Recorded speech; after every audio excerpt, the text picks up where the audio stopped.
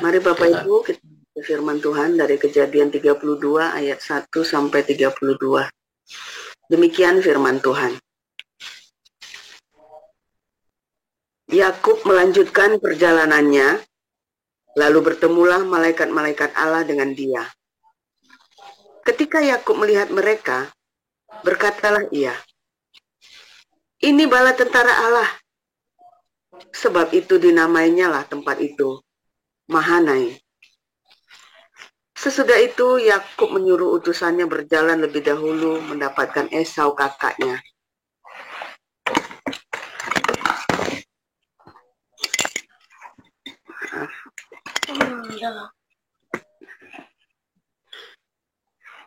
Ia memerintahkan kepada mereka, "Beginilah kamu katakan kepada tuanku, kepada Esau. Beginilah kata hambamu Yakub. Aku telah tinggal pada Laban sebagai orang asing dan diam di situ selama ini. Aku telah mempunyai lembu sapi, keledai, dan kambing domba, budak laki-laki dan perempuan. Dan aku menyuruh memberitahukan hal ini kepada tuanku, supaya aku mendapat kasihmu."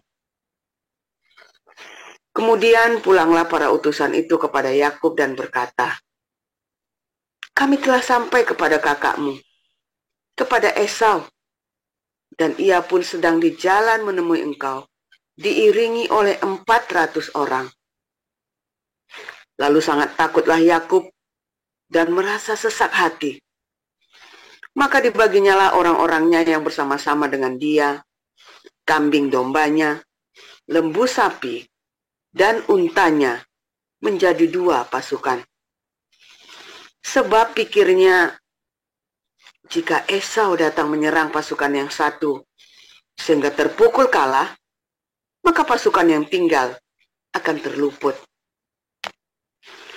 Kemudian berkatalah Yakub, "Ya Allah, nenekku Abraham, dan Allah ayahku Ishak, ya Tuhan, yang telah berfirman kepadaku, pulanglah ke negerimu, serta kepada sanak saudaramu, dan aku akan berbuat baik kepadamu.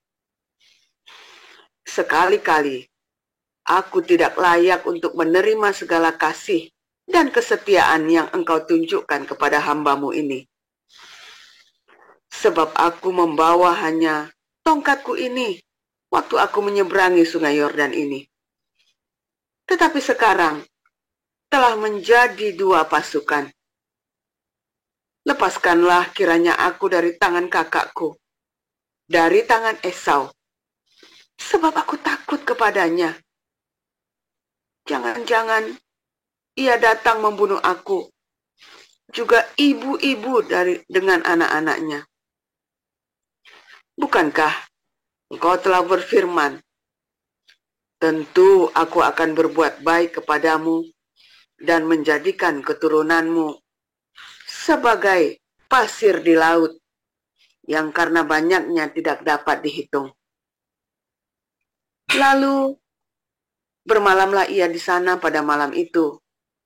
Kemudian diambilnyalah dari apa yang ada padanya suatu persembahan untuk Esau kakaknya, yaitu 200 kambing betina dan 20 kambing jantan, 200 domba betina dan 20 domba jantan, 30 unta yang sedang menyusu beserta anak-anaknya, 40 lembu betina dan 10 lembu jantan, dan 20 keledai betina dan 10 keledai jantan.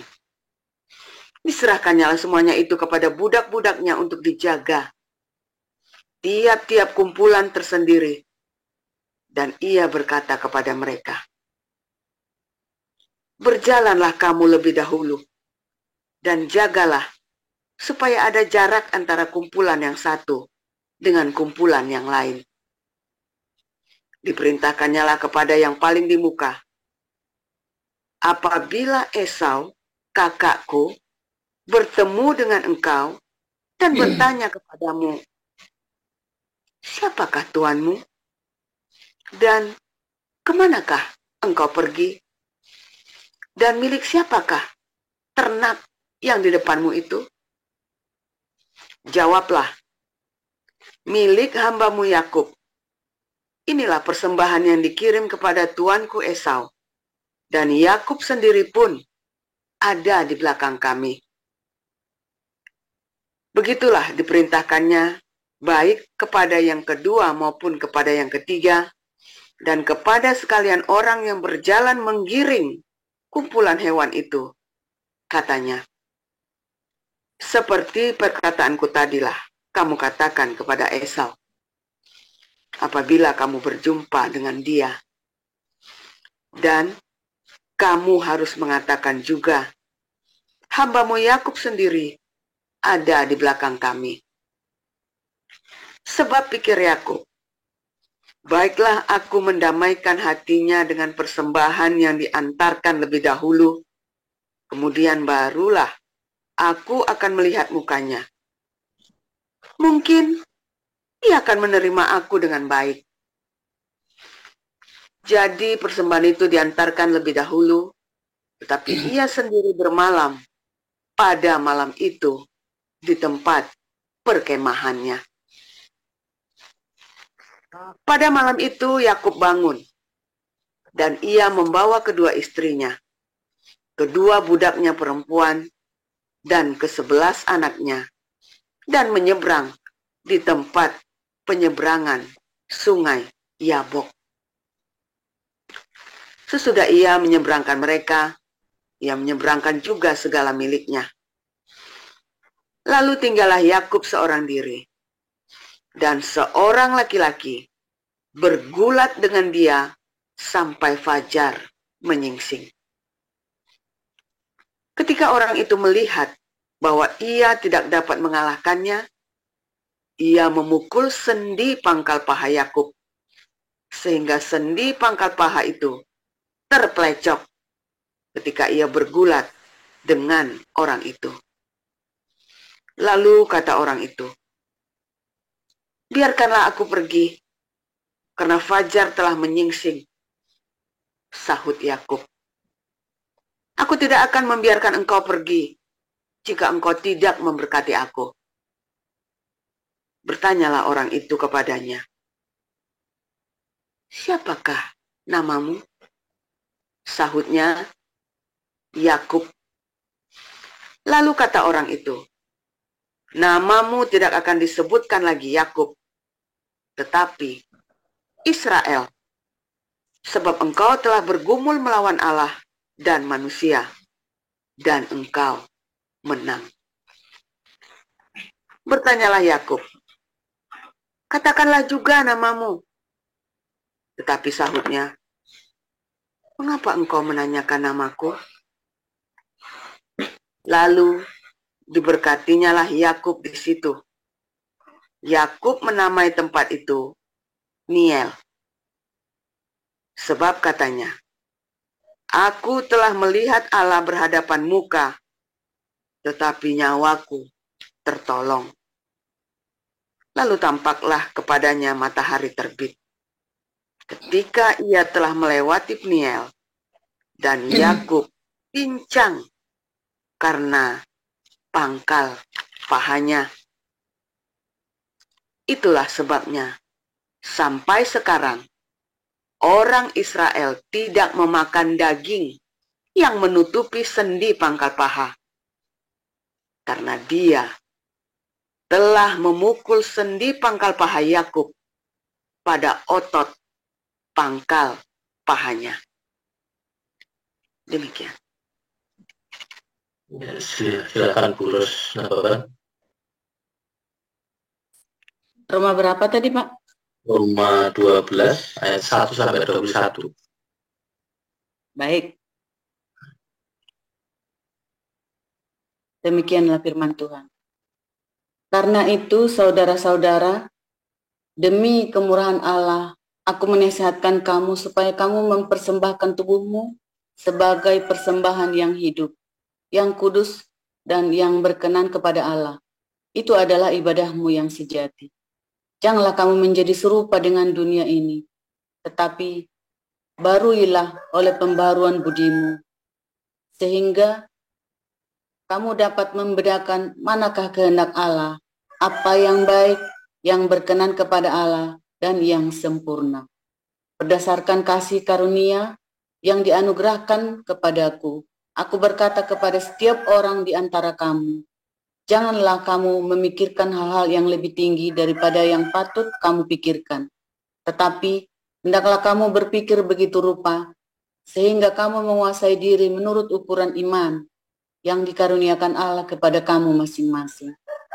Sebab sama seperti pada suatu tubuh, kita mempunyai banyak anggota, tetapi tidak semua anggota itu mempunyai tugas yang sama. Demikian juga kita, walaupun banyak, adalah satu tubuh di dalam Kristus, tetapi kita masing-masing adalah anggota yang seorang terhadap yang lain. Demikianlah kita mempunyai karunia yang berlainan, menurut kasih karunia yang dianugerahkan kepada kita. Jika karunia itu adalah untuk bernubuat, baiklah kita melakukannya sesuai dengan iman kita. Jika karunia untuk melayani, baiklah kita melayani. Jika karunia untuk mengajar, baiklah kita mengajar. Jika karunia untuk menasihati, baiklah kita menasihati. Siapa yang membagi-bagikan sesuatu, hendaklah ia melakukannya dengan hati yang ikhlas. Siapa yang memberi pimpinan, hendaklah ia melakukannya dengan rajin. Siapa yang menunjukkan kemurahan, hendaklah ia melakukannya dengan sukacita. Hendaklah kasih itu jangan pura-pura. Jauhilah yang jahat dan lakukanlah yang baik. Hendaklah kamu saling mengasihi sebagai saudara dan saling mendahului dalam memberi hormat. Janganlah hendaknya kerajinanmu kendor. Biarlah rohmu menyala-nyala dan layanilah Tuhan. Bersukacitalah dalam pengharapan, sabarlah dalam kesesakan, dan bertekunlah dalam doa.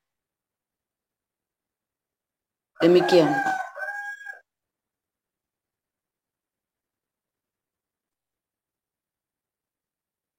Sampai 21, Ibu.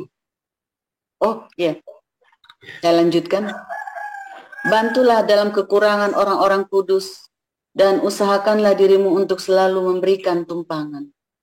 Berkatilah siapa yang menganiaya kamu, berkatilah dan jangan mengutuk. Bersukacitalah dengan orang yang bersukacita, dan menangislah dengan orang yang menangis. Hendaklah kamu sehati sepikir dalam hidupmu bersama. Janganlah kamu memikirkan perkara-perkara yang tinggi, tetapi arahkanlah dirimu kepada perkara-perkara yang sederhana. Janganlah menganggap dirimu pandai. Janganlah membalas kejahatan dengan kejahatan. Lakukanlah apa yang baik bagi semua orang. Sedapat-dapatnya, kalau hal itu bergantung padamu. Hiduplah dalam perdamaian dengan semua orang. Saudara-saudaraku yang kekasih, janganlah kamu sendiri menuntut pembalasan, tetapi berilah tempat kepada murka Allah, sebab ada tertulis, pembalasan itu adalah hakku. Akulah yang akan menuntut pembalasan, firman Tuhan. Tetapi jika seterumu lapar, berilah dia makan. Jika ia haus, berilah dia minum. Dengan berbuat demikian, kamu menumpukan bara api di atas kepalanya. Janganlah kamu kalah terhadap kejahatan, tetapi kalahkanlah kejahatan itu dengan kebaikan. Demikian firman Tuhan. Terima kasih Bu Neliana dan Ibu Ros Nababan. Kita akan mendengarkan firman Tuhan dengan judul Jalan Pincang Menuju Perdamaian. Silakan Pastor Paul.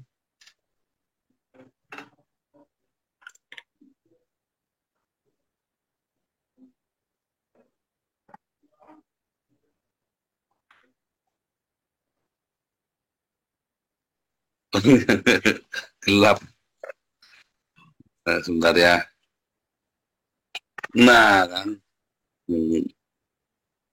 Haleluya, luar biasa firman Tuhan selalu baru untuk kita semua, saudara ya, ketika kita menanti-nantikan Tuhan di embun pagi. Saudara,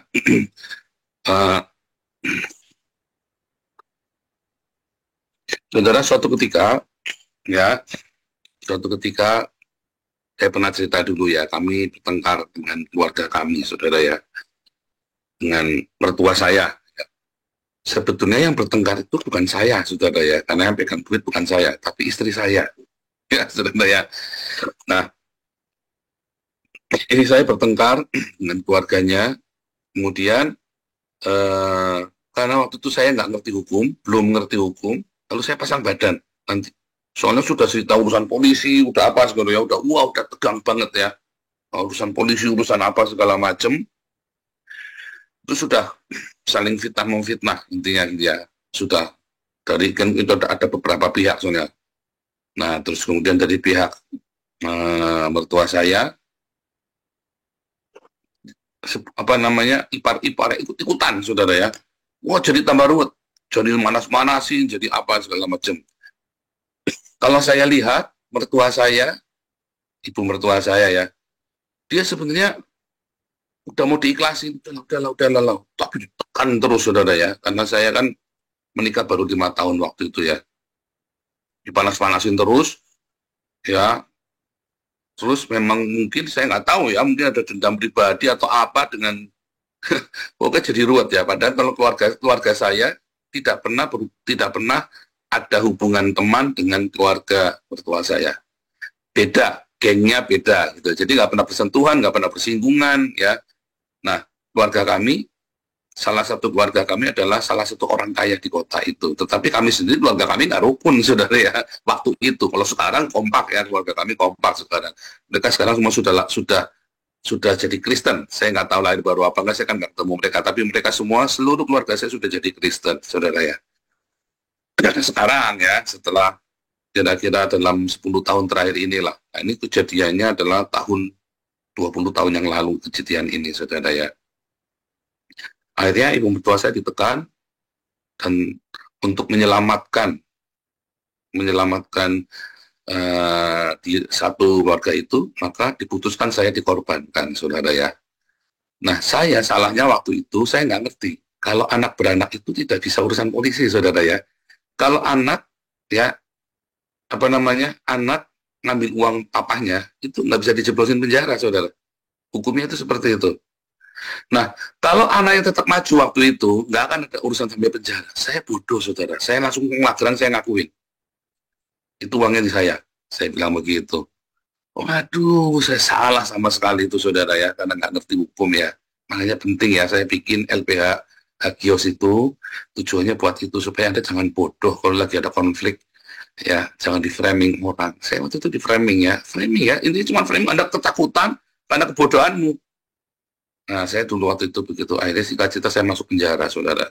Ya, anak itu sampai sujud-sujud ya, tolong saudara. Tapi karena takut semua, saudara ya, waktu itu kita juga punya musuh lagi, orang keempat. Ini ada orang ketiga, ada orang ketiga, ada orang keempat lagi, saudara. Dan itu mafia paling hebat di Jawa Tengah. Kalau Anda ya, itu mafia paling topnya di Jawa Tengah, saudara. Kapolda datang itu sujud sama dia lah, pokoknya lah. Kapolda datang sujud nyembah sama dia. Ini mafia ini ya. Maksudnya itu datang setor muka, nanti dikasih mobil. Milih karena showroom. Semua Kapolres datang sama nanti ya. Harus sujud menyembah dia. Pokoknya harus begitu ya.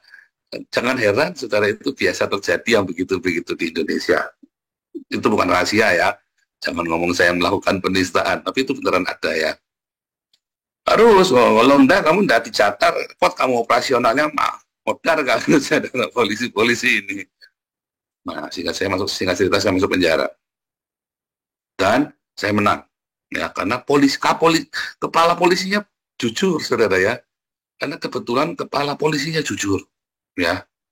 Kepala polisinya itu mungkin nggak suka sama si mafia ini juga bisa. Saya nggak tahu yang mana yang benar. Tapi pokoknya kepala polisinya cuma waktu kami gelar perkara, waktu itu mau sidang sebelum masuk ke pengadilan, sebelum serahkan ke pengadilan, kita gelar perkara dulu, saudara. Lalu si polisinya bilang, ada Rp1 saja uang masuk ke tempatnya si Paul, jangan lepaskan. Terus, kemudian, kepala polisinya, ini ya saudara ya, dilihat semua, alurnya semua. Kami berantakan laporan keuangan kami, saudara ya. Anak juga nggak ngerti akuntansi, saya juga nggak ngerti akuntansi. Kita modelnya model jenak glodok dagangnya. Pokoknya dikumpulin debit di sini, kredit di sini, udah membus, pokoknya ditarik semua, nota-nota dikumpulin semua. Ya, ada uang dari ini, ada uang dari ini, pinjaman dari bank, ada pinjaman ini, ada. Wah, semoga kita semua kumpulin semua di situ, saudara ya. Kacau balau, ada yang uang yang dari tokonya mertua, ada yang dari perusahaannya saya sendiri. Kan kita kan ya, saya kan distribusi waktu itu kan, distribusi juga. Singkat cerita, saudara, bokeh ruwet dan anak. Begitu kami lepas, kami langsung kabur, saudara ya. Kami langsung kabur. Oke, kita menghilang. 7 tahun kami menghilang ya, kami karena takut, saudara ya, karena kan masih belum ngerti hukum. Kita takut, kita menghilang ya. Terus setiap kali ketemu orang Tegal saya takut, saudara ya.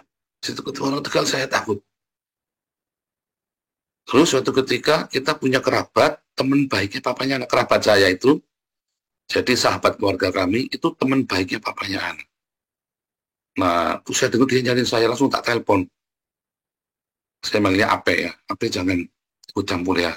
Nanti kita ada musuhan. Saya sudah cukup punya banyak musuh, saya bilang begitu ya. Dan kamu tenang saja, nggak mau campur. Yang penting kamu sekarang ada makanan nggak, ada pakaian nggak, tempat tinggal nggak, ada, pokoknya semua ada, tenang. Kalau nggak ada, Ape kirimin uang nih. Sampai bilang begitu ya. Dia tuh teman baiknya, sahabat sohibnya apa mertua saya, saudara ya. Ya, mungkin dia singkat cerita, 3 tahun kemudian saya lihat si mafia ini masuk penjara. Bukan 3 tahun kemudian, 3 bulan kemudian, sorry ya. 3 bulan kemudian saya lihat si mafia ini masuk penjara. Ya, 14 tahun lagi ya. Wah, marem pokoknya hukumannya itu ya. Di penjara itu saya puasa 40 hari. Saya nggak mau cerita itunya. Saya lagi cerita 7 tahun musuhan ini, saudara ya. Kami bermusuhan dengan mertua. Saudara tahu nggak rasanya musuhan sama orang tua itu seperti apa? Ya, saya hidup di awang-awang loh, saudara. Hidup antara ada dan tiada kan. Musuhan sama orang tua kan. Si anak sendiri kan hidupnya nggak konkret, nggak utuh. Musuhan sama orang tuanya sendiri. Nelpon aja kagak. Orang tuanya juga nggak tahu dia ada di mana. Kita juga nggak kasih tahu kita ada di mana. Sampai suatu ketika anak itu hamil miracle, saudara ya. Begitu hamil miracle, saya bilang sama dia, yuk kita pulang ke rumah.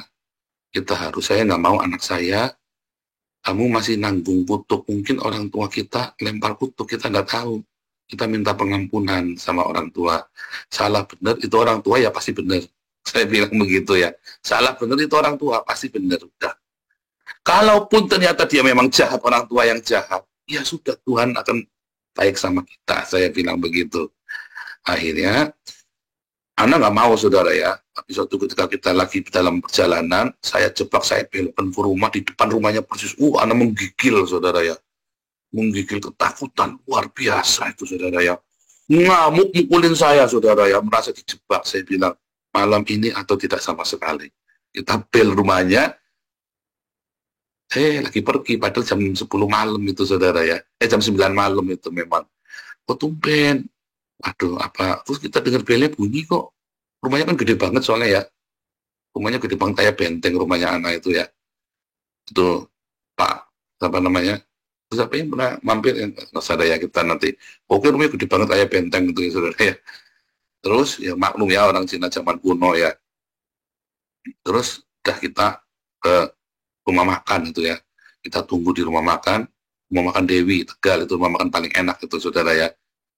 Terus kita tunggu di sambil makan, ya kita makan enak, pokoknya makan kita pesen yang paling enak di situ dah, yang paling enak, yang paling mahal itu yang kita pesen, saudara ya. Soalnya nanti stres lagi deg-degan.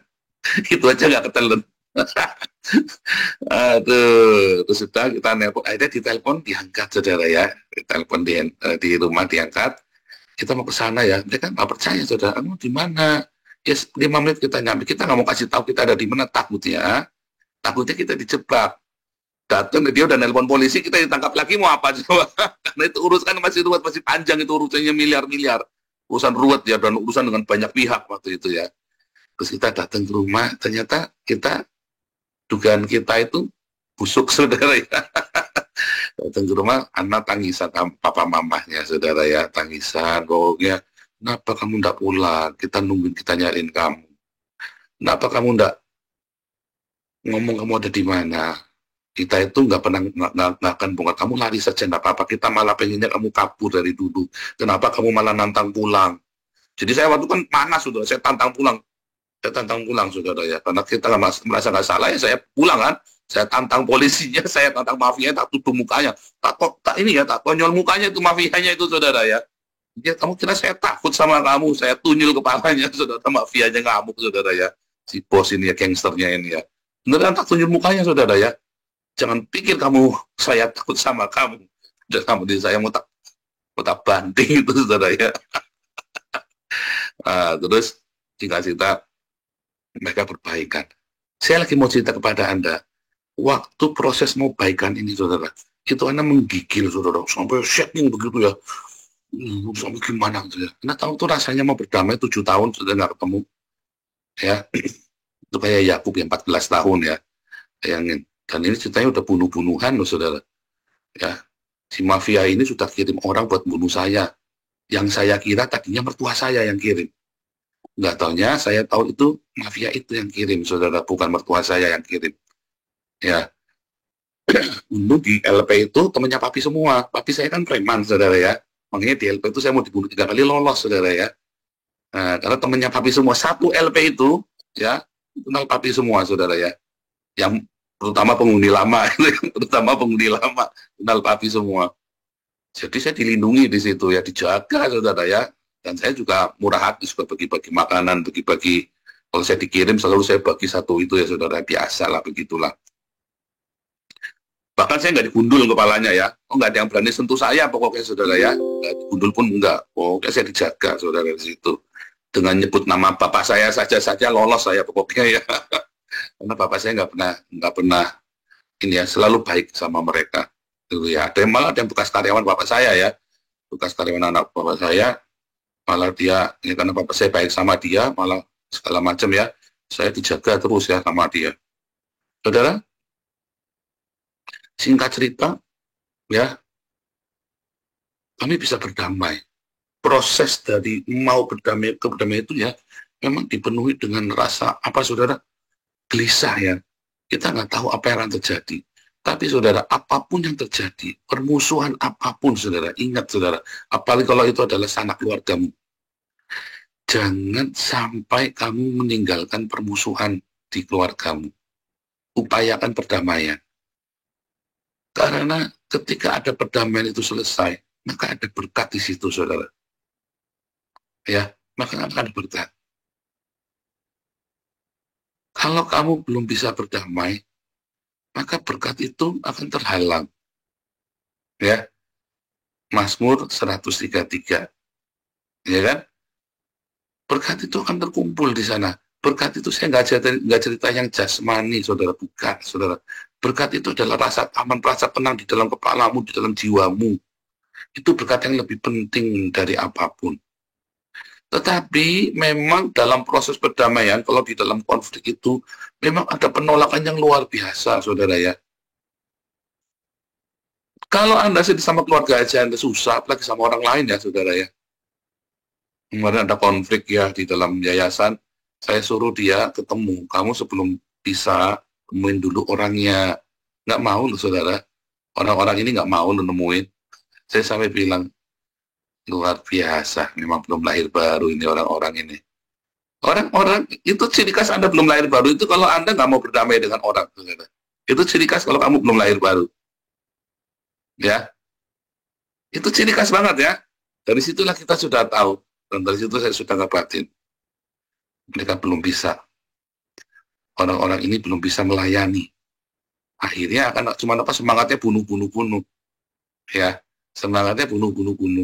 Saudara, kalau Anda masih belum bisa berdamai, ada satu orang yang kamu masih ganjel sama orang itu, kamu belum bisa berdamai, hati-hati loh, saudara. Ya, hati-hati. Jangan-jangan kamu belum lahir baru loh, saudara.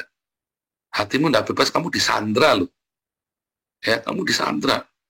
Kamu harus melewati satu pergumulan. Memang itu pergumulan untuk berdamai dengan orang.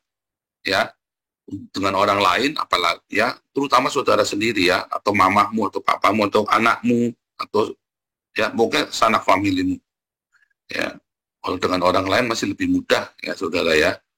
Artinya masih bisa bodo amat kita. Tetapi kalau itu sudah keluargamu sendiri, itu pergumulan besar, saudara ya. Dan yang paling susah adalah mengampuni orang yang paling dekat dengan kita justru. Tetapi orang yang jauh saja kamu nggak bisa, padahal kan bodo amat kan, kenal nggak kenal ya sudah, pokoknya kita berdamai. Kalau kamu menolak berdamai, bodo amat kan, bisa. Ya kan? Kalau kamu berdamai dan orang itu menolak berdamai denganmu, itu bukan urusanmu lagi. Yang penting kamu melewati pergumulan itu, kamu menang. Karena pergumulan menuju perdamaian itu adalah sebuah apa namanya, terobosan dalam hidup. Ya, kalau kamu sudah melewati benteng itu satu, ya namanya bergumul dengan malaikat itu tadi kan, si Daud itu kan di Sungai Yabok itu kan, dia bergumul ya sampai kamu dibikin pincang, kamu minta berkat sama dia, Tuhan minta berkat. Si Yakub itu ya, Tuhan minta berkat saudara, menang dan kamu akan diberkati. Nggak akan langsung datang namanya, karena kan kamu disembuhkan dulu, dipulihkan dulu semua kan sampai bersih. Begitu kamu bersih, berkat perdamaian itu akan melimpah buat kamu, saudara. Ya, kamu hidup akan berkemenangan. Hidupmu tidak dipenuhi dengan kepahitan, hidupmu tidak dipenuhi dengan kemarahan. Hari itu kamu masih marah, kamu masih takut, nggak apa-apa, masih curiga. Yang penting pokoknya berdamai dulu. Setelah itu jalanin, saudara. Yang penting kamu lewati. Ya Yabok itu, Sungai Yabok itu kamu lewati apa namanya, malaikat di Yabok itu kamu lewatin dulu, saudara. Mungkin kamu akan dibuat pincang supaya kamu tidak gagah lagi, tidak sombong, maksudnya, saudara ya. Supaya tidak ampuh lagi, kamu dibikin pincang sama dia, saudara ya. Supaya kamu jangan mengandalkan kekuatanmu sendiri. Waktu itu dalam pikiran saya cukup gila, cuman satu, saya nggak mau miracle lahir dengan kutuk, saudara. Cuman sesimpel itu saja. Kita rencananya itu datang damai, saya hitung ya, pokoknya paling lama 15 menit kita harus pergi. Dan kita benar-benar cepat buru-buru pergi, saudara ya. Jadi ketemunya cuman sebentar. 3 bulan kemudian papa mertua saya meninggal. Ya. Untung kalau nggak nyeselnya kayak apa coba tuh, saudara. Nggak ketemu mertuanya, nggak ketemu papahnya tuh. 3 bulan kemudian papa mertua saya meninggal itu ya, papanya anak itu. Papa itu gendong-gendong miracle ya, gendong si Wesley ya, saudara ya. Wesley itu umur 8 tahun ya. Enggak dong. Ada miracle udah lahir ya. Sudah lahir ya miracle ya. Miracle-nya sudah lahir, saudara ya. Sudah lahir, digendong umur 2 tahun kalau nggak salah miracle itu ya. Sudah lahir. Nah, digendong-gendong, seneng ya, saudara ya. Mereka lihat papanya sudah sempat melihat cucunya, saudara, yang baru lahir. Tapi kita berdamai, ya saudara ya. Kita berdamai, kita mau membuka perdamaian. Dan itu akan membuka semua pintu-pintu berkat. Nggak langsung, saudara. Tetapi itu pintu-pintu berkat dibuka. Tuhan sayang sama orang yang suka perdamaian. Konflik itu selalu ada, saudara ya. Kalau kita masih hidup, itu konflik selalu ada. Selama kita nggak hidup di hutan, konflik. Selama hidup kita di masyarakat, konflik itu ada. Tetapi selalu, hatimu tuh harus selalu tersedia untuk perdamaian. Kalau hati kamu selalu tersedia untuk perdamaian, hidupmu akan berkemenangan. Ya, dan pelan-pelan ya, kamu harus punya ini dulu, ini itu punya. Kamu harus punya pengalaman perdamaian, kamu harus punya pengalaman pengampunan, kamu harus punya pengalaman apa itu kamu kumpulin sudah tiap hari dalam hidupmu. Ya, sampai ada kasih, sukacita, damai sejahtera, kebaikan, kemurahan. Itu semua buah-buah itu, buah roh itu harus kamu punya, saudara ya. Harus kamu punya dalam hidupmu. Dan itu nggak bisa dalam sekali langsung bisa. Itu adalah sebuah proses dalam kehidupan kamu yang harus kamu lewatin, dan jangan kamu tunda. Makin kamu tunda makin berat, saudara. Ya, makin kamu tunda makin berat. Jangan tunda. Karena makin tunda kan bunganya nambah. Ya kan? Gengsimu kan nambah besar. Ya kan? Untuk punya cinta, untuk punya kesabaran, untuk punya kesetiaan, lakukan sekarang. Apa yang hari ini kamu hadapin, lakukan itu, karena itu supaya kamu punya buah itu, saudara. Ya, supaya kamu punya token itu tadi ya, token kasih, sukacita, damai sejahtera, kebaikan, kemurahan, Itu apapun yang kamu bisa lakukan hari ini, yang kamu sedang hadapi itu, lakukan, jangan ditunda. Kalau ditunda karena kebodohanmu, aduh, iya ya aku responnya salah. Anda ingat-ingat, dicatat, begitu kejadian lagi, Anda harus siap lagi. Tapi jangan karena dengan sikap hati, hemat-hemat kecil. Wah, begini, banyak alasan. Enggak, intinya kamu siap, mungkin responnya kamu salah waktu itu, kamu lupa. Diingat-ingat, kalau itu datang lagi, kamu harus bisa. Karena hanya cuma butuh Anda mengingat dan mau.